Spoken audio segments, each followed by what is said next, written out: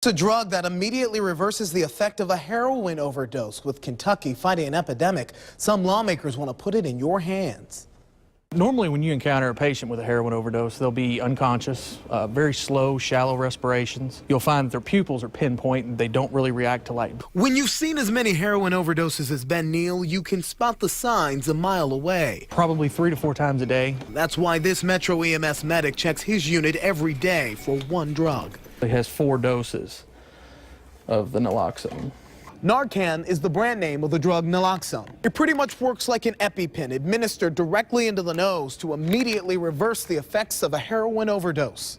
And it basically removes whatever medication, whatever drug is stimulating the opioid receptors. It's been around for decades, but now some Kentucky lawmakers want doctors to prescribe naloxone to the everyday public, a way for a relative or friend to more quickly treat an addict in crisis. Absolutely, 100% life-saving. It's buried on the back pages of this bipartisan bill that would also increase the penalty for heroin traffickers.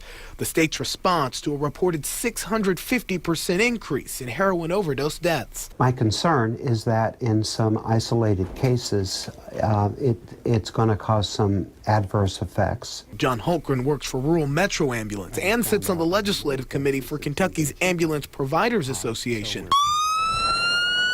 He questions the potential for bad outcomes, seizures, and other side effects when the drug is given outside medical presence. We're worried about the Narcan wearing off before the narcotic does. We also worry about causing withdrawal symptoms, and we also worry about putting a strain on the heart.